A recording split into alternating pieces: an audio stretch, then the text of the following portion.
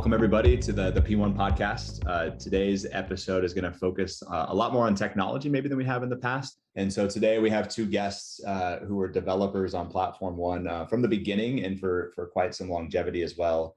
So I'm going to let them introduce themselves. So we'll start with Justin Lowery, or as he goes by, JLo. Yep. Hi, Justin Lowery here. Somewhat recent convert to DevSecOps before Platform One, and mostly focused on pipelines while I was there. And then we have Josh Wolf. Hey everyone, Josh Wolf. As Austen said, I've been here from what feels like the beginning, so before in the Space Camp days, but I had my hands in everything, which was super fun and super challenging. I'm sure we'll get into. Awesome. Thanks for the intros, guys. Kind of quick question to hit us off here, maybe. So what brought you to, let's say, Space Camp? Because I know you were both there. I remember when we were a 3-man team. So what brought you to Space Camp? What made you love it? And as we transitioned to Platform One, and kind of what made you stick around? Man, it was really just like right place, right time. So I had just moved out to Colorado Springs and had a gig doing container stuff. And Space Camp at the time was some hotness that I remember Rob trying to convince people this was going to be the way of DevSecOps in the government. And of course, nobody believed him. So I remember first day on first day on Space Camp, just got thrown into a room of no carpet, maybe some computers on a desk, and we were told to go do good things. Fast forward a year later, Space Camp had become like the first or the second organization, I think, in the Air Force to achieve a continuous ATO, and that kicked off into what turned into Platform One. What made me stick around, though, was almost certainly the people and the environment. It's very rarely, like with a government work, that you find the right people, the right mission at the right time. And for some reason, Platform One just happened to be that. Not only was the technology cool, we were kind of, when it comes to government work, it was definitely cutting edge. Like people were still trying to figure out what containers were, even though this is still a couple of years into the revolution of containers. Not only were we doing that, but we were orchestrating them with Kubernetes. Like, sounds so simple now, but back then it was like, oh my gosh, you get to do this instead of Docker? That's awesome. But then the people, which I'm sure we'll get into, everyone there is looking for a challenge and just looking to do good stuff that makes an impact. Yeah, for me, it was a somewhat same scenario. I just recently moved to Colorado Springs on a separate contract that was doing something very similar to Space Camp, literally working in the building across on Catalyst campus from Space Camp when the government finally realized they were doing the same effort with two different groups 50 feet apart. So they merged us. Space Camp was definitely culturally different from the contract I was on. So once I got in and saw how things were working, like Josh mentioned, the people, the environment, and the culture, it was an instant click. I was like, yeah, this makes sense. After working in the government for almost a decade and working on a lot of legacy and outdated software, getting to play with this new technology, cutting edge, and helping bring it to the government was a great interest, and that hooked me on Space Camp and kept me around for the P1 days as well. The second question I want to get into before we dive into the tech maybe is a little bit about scale and mission, since you both mentioned it. I always find it interesting as we kind of ballooned as an organization, you say one thing in one area and then like 6 degrees of separation later, the telephone game happens. And like, it's interesting to see what people actually hear from wherever they're at in the organization. Maybe we'll start with JLo this time. Just want to hear from you. What do you think the outcome is that we were trying to achieve at Platform One along the way, right? Like what was it we were trying to accomplish?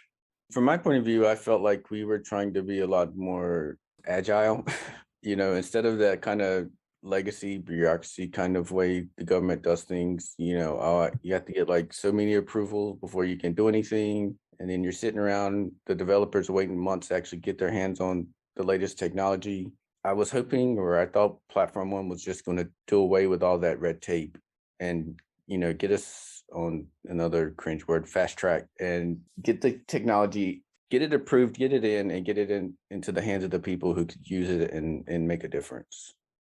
I mean, really just echoing that, like from day one, Space Camp day one days, well, maybe not day one because it did change a couple times, but the recurring theme was always busting through these government bureaucratic barriers in order to deliver software to war fighters faster, right? Like that was always like at the back of everyone's head, and it was a cool mission that everyone thought they were doing. And to many extents, like we had like the perfect concoction of leadership that went all the way up the chain, that was willing to invest in people that were willing to kind of break rules and move fast. which doesn't exist often in the type of government contracting work that you get to do. And for a while, we did awesome. Like that's what Platform One did. That's what Space Camp did with the CATO. Like what organization can achieve that in months of existence? We scaled faster and got more people. That comes with more eyes, and that comes with more red tape. And I think over time, like the level of barriers that we were able to break through kind of diminished with how many eyes were on the organization. But I still think it's like people are still trying their best to achieve that end goal, right? Yeah, one of my favorite things about the early days, and thanks to L. David Marquet and his book on Turn the Ship Around, how to turn followers into leaders, for the 3 magic words that I used as a product manager that Austen and Rob probably didn't realize was me implicitly giving them the accountability. But I would also run around saying, I intend to do this. If you don't stop me, then hey, congrats. That's what we're going to go do as the team. And I think kind of embodying that and making sure that that was the vibe around the entire organization was one of the things that helped us break through some of those barriers. Because even like the contractor team, right? We had such a great relationship with the government team that I could say those words and they'd be like, absolutely, I trust you, go do. And if somebody yells, they're going to yell at me, which gave us a lot of flexibility. It gave us the ability to fail, which we did a lot of. And I think we'll talk a lot about in this episode. Early days, though, when we were all in the same room and I could scream across the hall and talk to someone from XYZ team, and when you knew everyone, like the way that you be that cool startup and bust through barriers when you're 50 people is like very different than when you're 200 people, right? Yeah. And that's the hump that was very difficult to get over. And I think like 2 years later, Platform One is still trying to get over. Yeah, definitely would agree with that. So maybe shifting gears a little bit, instead of talking some of the cultural or barriers, if you will, from the processy bureaucratic side of the house, let's talk a little bit about the tech, because you guys both had your hands in all of it, from the early days to the complete growth. From the technology standpoint, where did we fail to prep for scale? So I was going to take the cop-out answer and talk about the not technology portion that didn't scale, but there are technology portions that didn't scale. But I don't think it's the underlying, again, like Platform One and Space Camp focused heavily on containers, Kubernetes, microservices, all the buzzwords that you like to mention. And fundamentally, those are solid. But the way that they were implemented had some gaps. And I think a lot of that stemmed from we chased too many shiny pennies. And what I mean by that is ecosystem, like technology ecosystem changes very rapidly. And wanting to be like the cool kids on the block, implementing the latest and greatest and getting the most eyes made us chase a lot of things that weren't necessarily mature. Like one of the things I can think of is like we were using Istio back in like the pre 1.0 days, and that led to a lot of problems. Just with like still today, Istio is difficult to maintain, but back then it was choosing that as like the fundamental component for your quote unquote zero trust architecture was a big leap of faith that didn't necessarily work out. It introduced a lot of dependencies, introduced a lot of tribal knowledge. That tribal knowledge sense is really where the technology at Platform One kind of failed to scale. Like we never really built things for the quote unquote casual developer. Sorry, when we started, we never really built things with the intention for the casual developer. Like the first versions of Big Bang were like this amalgamation of YAML that you needed a PhD in YAML and Platform One to understand and deploy. And then it was marketed as the easy button. And the disconnect between marketing and creation was just like football fields apart, right? And it wasn't until late in the Platform One game where the engineers finally realized that we were selling Big Bang as the easy button, and I say management. It's not really management, but I'll keep saying management. And management realized that Big Bang was not an easy button. So it took us a while to align those two visions and actually produce something that was designed to be a product from day one, right? JLo, same question to you. Yeah, I'll agree with everything Josh said, and I'll give a little bit of a pipeline spin since that was my focus. So, like you mentioned, Big Bang was spinning up and bringing in these new tools and chasing pennies, and that was all infrastructure related, and they had their own challenges. But at the same time, we already had the pipeline from Space Camp set up, so we were manually keeping that running until Big Bang was up and we could actually start using it as our infrastructure. As we were trying to maintain that pipeline, we were chasing pennies in the opposite directions of like bringing in different code bases, Python versus Angular versus Java versus C Sharp, which, brings on its own problems because, here you are trying to spin up these Istio related type products that are brand new and don't necessarily work with everything out of the box. And then on the other side, you're trying to bring in everything outside the box into and to start working with Istio. Then you go into each technology stack kind of has its own nuance. And then you're like, okay, now I got to figure out how to make this Java application work with this new technology and the infrastructure. And it got out of hand. We were like, oh, we can just, if it works for Java, it can work for any language. And that's not the answer. We really needed to focus on a few core languages, stick with those. And if you have something different, we'll get to you eventually. We just can't do it right now. And we had a hard time telling people to wait. We were like, yes, the door's open, come on in. And then it was just too much to handle at once. I think you hit on a really core point, and that was like our core capabilities were never well defined and respected. And I think that's any problem in any startup type environment where the people selling the things want to sell the world and the people building the things can only focus on so much at a time.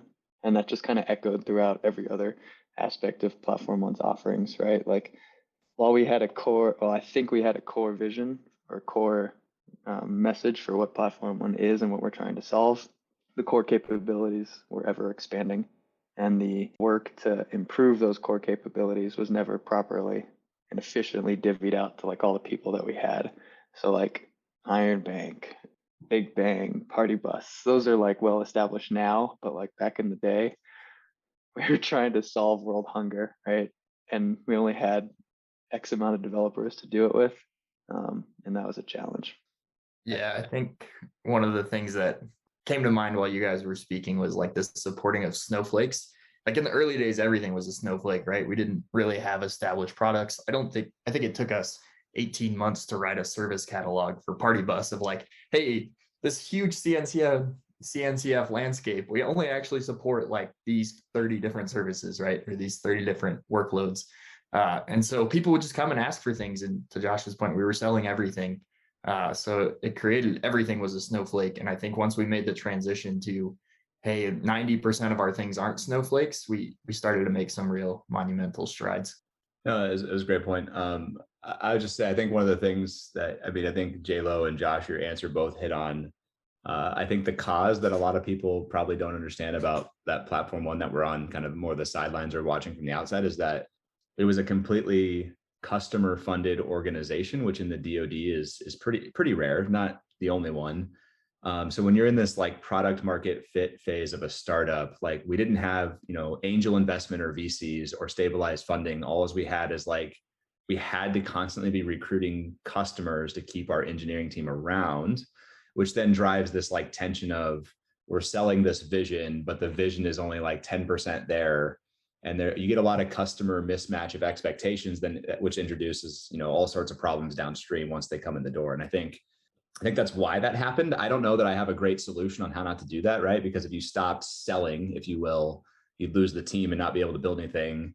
But if you sell too much and it's not in sync with the engineers, then you mismanage expectations and build something that's not actually effective that the customer wanted. So it was an interesting experience for me to watch that happen from my perspective. But I did want to ask a follow-up question before we move on to our next one, which is, Josh, you hit on something that I think is super interesting that I've never been able to figure out personally, and nor did I think I did a good job of it at Platform One. But myself and Rob were in a situation of managing stakeholders and customers, and stakeholders I'm going to call out specifically because I think of stakeholders as people who have influence but don't actually like give you money necessarily, right?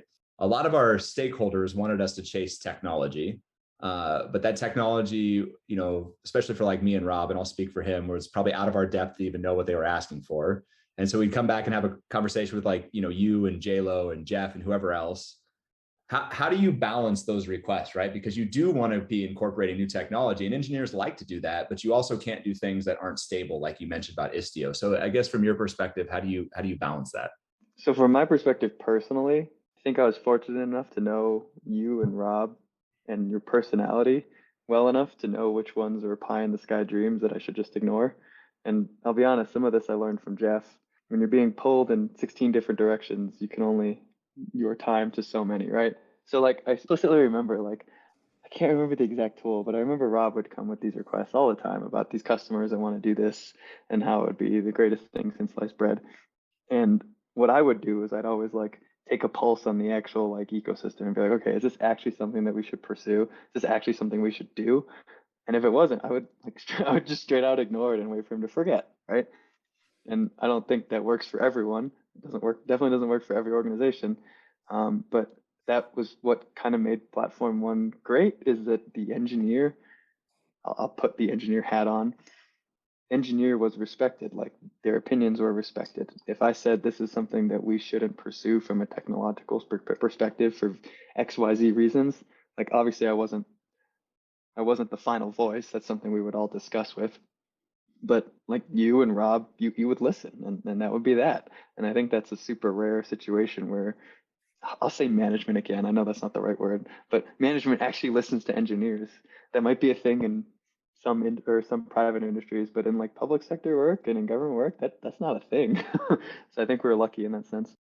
Yeah, maybe said another way. I think we had a high level of trust and psychological safety early on. I learned this from Rob, and I think it's super important. But the way he articulated the organization to people when they came in was, an upside down org chart, if you will, which is like, everybody that's not an engineer writing code is basically waste in there just to support the engineer, right? And so if the engineer has an opinion and has more knowledge than you, then you should probably follow what the engineer says. And we're really just there to help them.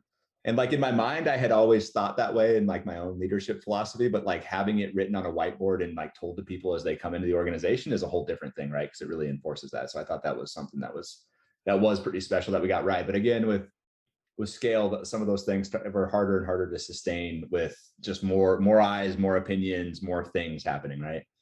And Okay, some so I'm going to move on. stakeholders are just bigger. Like Yeah, some stakeholders you can't say no to, right? yeah, yeah, somewhat.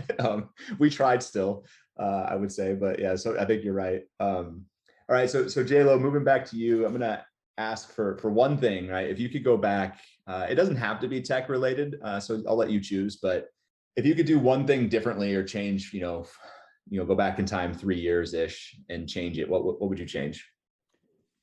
What I think we should have done differently, or like regret that we didn't do now, was, when we made that transition from Space Camp to Platform One. So, Space Camp was the software factory. So they're producing the actual tools that the warfighters are using. And then Platform One, it was supposed to create the platform. So we didn't make that a clear division when we spun up Platform One. We brought that production pipeline over, and now Platform One's maintaining, those deployments for the tools that the warfighters are using, kind of in the grand scheme of things, or the vision of how Platform One was supposed to work. That wasn't our job. Space Camp should have kept that job for them. We should have been focused on creating tools that they could use to create their pipeline, tied one arm behind the Platform One back. We just could not bring in options quick enough that other organizations could use, or get big bang YAML worked out easy enough so that you kind of had an easy button where a Space Camp could just go and deploy it, and they wouldn't have to rely on Platform One to keep doing their deployments. I wish we had made that a clear division. Software factories, you do deployments. Platform One, we're going to focus on building tools that you can use in your separate infrastructure. Platform One shouldn't be maintaining those for you. And I feel like that would have enabled us to be able to go out and, bring in new technologies quicker, new packages, new tools. The CHEO pipeline wouldn't have been structured on a set of core tools, and you can't ever bring anything new in because nothing new in Big Bang has been approved. So you're stuck with these tools. You have to use GitLab, you have to use Twistlog, you have to pay licenses, you have to use GitLab CI. You can't. I would have loved if we'd had the ability to bring in options for pipeline, maybe use like Tecton, and that way organizations aren't tied to GitLab and they don't have to go out there and buy that license.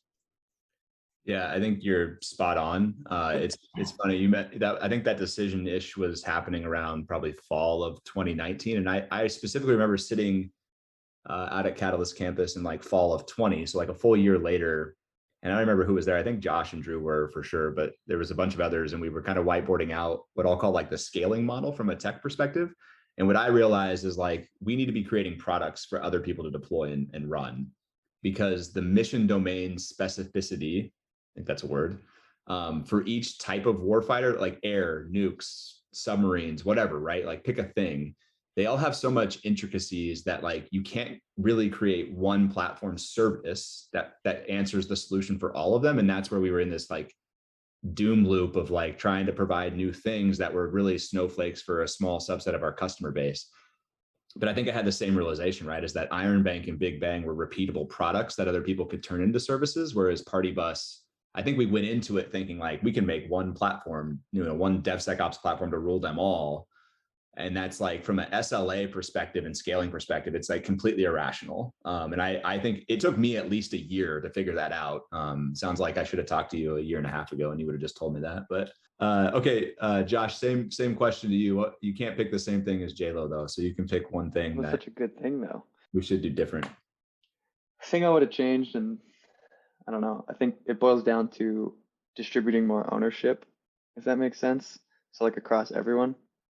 And a lot of this is like, I blame everyone, myself included, for not being capable or more capable of like distributing ownership amongst every individual. And ownership is like a general word, but what I mean by that is like when we started building products and when we started putting them in hands of customers, there was a sense of ownership across like maybe a handful of people that said like, I care a lot about this product, I care a lot about where it goes, I care a lot about what it's being used for, and because of that, I'm going to invest a lot of time to make sure it's good. We did not do a good job at distributing that level of ownership to every engineer on the team. There were people who were had very good intentions of wanting to make this thing great that just weren't given the opportunity to help make the thing great. And that was, at least on my end, it was never personal. It was never, I hate this guy, I'm not going to let him read my source code or whatever, right? It was just, there was no good way to do it.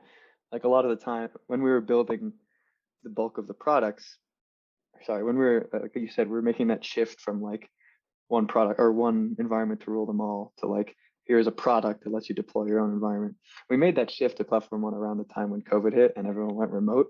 And I'll use that as an excuse, but there's other reasons why this failed, to like distribute information amongst people and distribute ownership amongst engineers. Just everyone was remote. We're no longer in that room. There's no longer that like super real sense of camaraderie because everyone was in the same room. And it was just, I think it's better now. Well, it is better now, but it was tough to adjust at the time of just like knowledge transfer amongst the organization. I still think Platform One struggles heavily with that. And like the answer today is, well, it's in Jira or it's in Confluence. Like that never works. It's hard to get a sense of ownership from like a documentation page in Jira. And I think unfortunately that's where a lot of the like knowledge transfer is ending up at.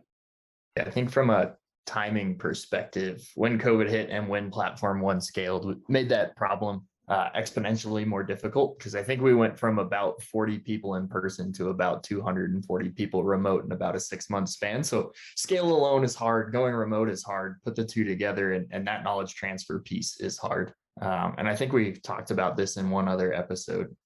We have 1 day of orientation at P1, even to this day. Some teams do a little bit more, right? But how am I supposed to distill 2.5 years of information in an incredibly complex tech stack to a new employee so they can feel empowered and take that ownership in 1 day? You can't, right? And so that's one of the things I think we had intentions of doing sooner. It was expanding that orientation a little bit, but we never properly empowered the ownership to actually go get it done, staffed it with resources, et cetera. Yeah, and I think that really took a toll on like the people that we were able to retain. Being a good engineer and having the type of personality that lets you thrive in the environment that we created in Platform One, those those are two different things. Like you can be an engineer and hate, you can be a really good engineer and hate Platform One.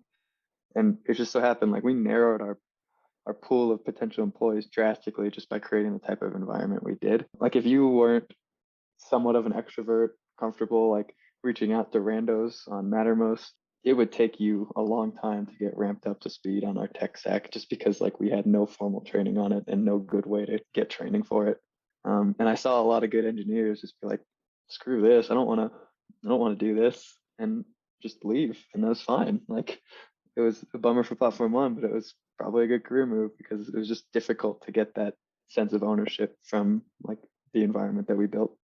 Yeah, it was almost like we had the assumption, because we were a very high trust organization when we were smaller, that everyone coming in would also just trust us and be best friends and everything would be great. I think we failed at developing some of those relationships. Eventually, we got there, I think, as we kind of learned through this together. But I think more focus on that from the beginning as we scaled remotely would have been great. Heavy hitter question here that kind of relates to what Josh just said. Obviously, neither of you guys are still at P1. So kind of in your own words, what ultimately drove you to leave Platform One as an organization? And we'll start with Josh first, because your answers might be the same, and that way you can't just say, "Oh, I'm just gonna say what JLo said." I think I have two reasons, if that's okay. Maybe I'll let JLo interrupt me for the first one. I think the first one was I think we lost our laser focus on the mission. And what I mean by that is we got to a point where we were so big that we had too much red tape to cut through and kind of lost that ability to laser focus on what the customer is actually asking for. I'm trying to think of like concrete examples, but towards the end of the time, I remember distinctly answering the same questions for the same customers without making any progress. And it's always being bogged down by things like cybersecurity, which is this like magic hand wave wand for just immediately halting progress. And it's very familiar to anyone who's worked in traditional government organizations. In the early days of Space Camp and Platform One, we were very good at pushing past those cybersecurity barriers and paper pushing. And I distinctly remember towards the end, just that getting so much more difficult and so much harder and not being able to make that sort of progress and just being bogged down in politics. JLo, over to you. Yeah, I definitely agree with what Josh said. Maybe a little different twist is, we talked about the core capabilities to begin with. We came up with the Iron Bank Big Bang Party Bus for Platform One. And I just feel like, we were all supposed to be first class citizens of each other. And I don't think that ever came to be. Like, Iron Bank was supposed to harden the images that Big Bang was supposed to then deploy, that the party bus was then supposed to run on top of. It felt like Iron Bank always had like a separate agenda, getting tugs from external customers who were like, harden this image first. We really need it. And it wasn't an image that was Big Bang was necessarily using. So I understand, that was like Iron Bank's ultimate mission was like to harden images for the community, not necessarily for Big Bang, but I felt like we should have focused on Big Bang first and then, integrated Party Bus into Big Bang, which never happened. It would have been great if you could have just clicked the box, deploy a pipeline when you deployed the Big Bang packages, but that just never came to be. And, I held out for a while and it didn't seem like it was ever going to happen. There was some integration of Big Bang and Iron Bank down the line. I feel like it got a little bit better, but Party Bus was just always off to the side. We're still doing just deployments for mission apps, and like Josh mentioned, just answering the same questions for every organization that came in, when that should have been the software factory's responsibility. They should have been handling those mission apps coming in. And Party Bus P1 should have been focused on creating a core basic pipeline that could be deployed. And then if it needed to be modified or tailored for a customer, then the software factory would do that. It's just a never ending cycle of Party Bus modifying and bringing on mission apps and never making progress of giving people alternatives other than GitLab CI. GitLab is a great tool, but it got to the point where it got so good. If you're going to pay for a premium license, you should just go ahead and buy the ultimate license and get all the extra security. And then it's like, well, why are you doing all these other scans for these other tools? The software factory should make that decision, not P1. And I just felt like we lost that focus and didn't seem like we were ever going to reorient and go the right direction, or at least what I thought was the right direction. I want to just like close on the other point or whatever. I think J-Lo kind of teed me up. I don't know, intentionally or not. But the last one was, I feel like Platform One kind of lost its sense of camaraderie. And J-Lo and I both said at the beginning, one of the big reasons we stuck around and enjoyed our time there was the people, right? And I think when we scaled, we fell into that trap of we built silos around the teams. Big Bang was a silo. Iron Bank is a silo. Party Bus is a silo. And like J-Lo said, they're all supposed to be like well-functioning machines or cogs in a bigger system. But I think we did a terrible job at making that actually a reality. And without the people to keep you entertained and challenged every day, other opportunities that promise and deliver on that seem more appealing. And ultimately, that's why I left Platform One, is there were other opportunities that had that same sense of camaraderie that I was chasing. Yeah, it's interesting. You both brought up great points. Maybe the way I would state it is that from my perspective too, I feel like we lost a lot of control of our own destiny in some ways. When you become kind of a shiny penny in the eyes of many, which is a good thing, right? Because it means you are having some success. There's a lot of people that kind of come out of left field that claim ownership or a stake in that or influence over it. And it gets really hard to like sustain the control and DNA that you had when like all of a sudden there's other people like injecting DNA that you don't necessarily want, right?